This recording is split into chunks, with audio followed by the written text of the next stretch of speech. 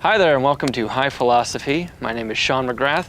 I'm sitting here with my high counsel. With me is Curtis Cook. I'm not a big marijuana smoker. I'm mostly here because I wanted to learn about philosophy, and this was the only way I could do it. When you do smoke, do you have a preference? Do you have a... I like to smoke by myself when no one's around. And I know that the apartment's going to be mine for the next couple of hours. Right. And I'll put on some light jazz. Not the busy stuff, not 70s jazz. After big band, before heroin, that like sweet spot of jazz. Man. I'll listen to that and I'll fold the laundry. Okay. And a little pot, it goes a long way. Yeah. This used to be a full joint. So you had one of those Rastafarian... Is that what it is? Well, those giant spliffs that Marley would smoke. Ah. That were just like some type of balloon animal. Never thought of Bob Marley as a smoker, more as just a musician. I think if you had two things to associate Bob Marley with. Peace and love, yes. Okay. I think those are particular strains, perhaps.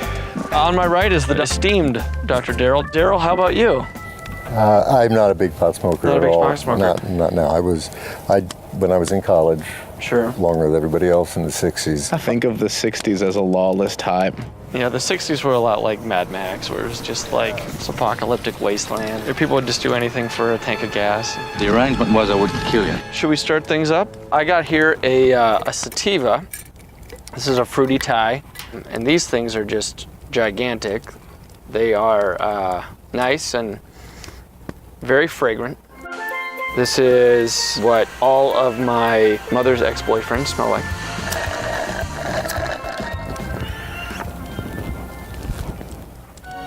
We'll see what happens.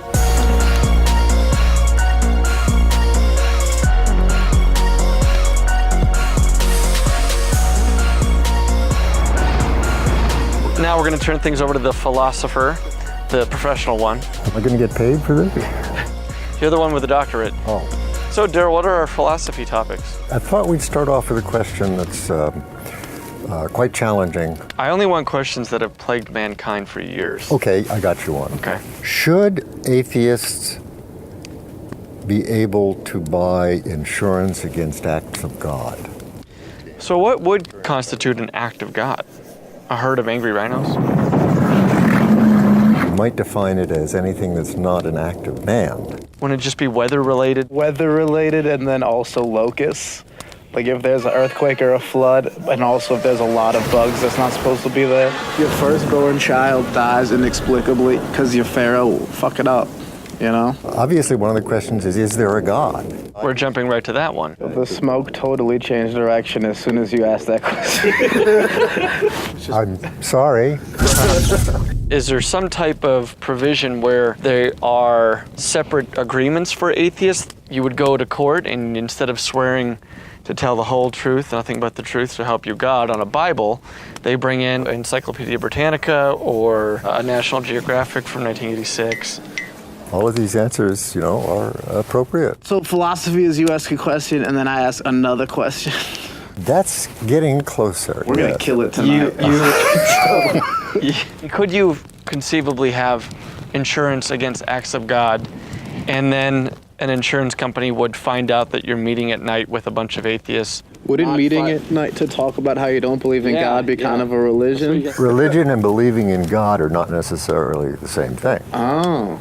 And you were talking about atheists and agnostics as though it were the same thing? I think agnostics are atheists who are putting in place a contingency plan. Yeah. I think being an agnostic is a bit like being bisexual on a deserted island. Hey, whatever comes up is gonna be great. If it doesn't go one way, I got the other way.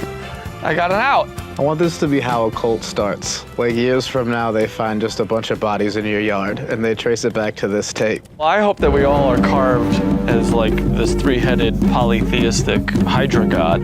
We are certainly open-minded. Yeah. Speaking of which, here's some Funyuns, which you have to be open-minded to try. I think we've tackled and succeeded in answering the question about whether or not atheists can have insurance against acts of God. I think if you go back and you read the transcript, you'll find in there a pretty concrete answer. Yeah, I'll have to do that. Moving on. This is high philosophy. I think I'm Sean. I think I'm Sean, therefore I am. I might be God. We're finding out slowly. You can just decide. Oh man, stay on his good side. So for Curtis and Daryl, this has been high philosophy, and we'll be back to tackle the untackleable at another date. I'm making up words here. And I'm hungry.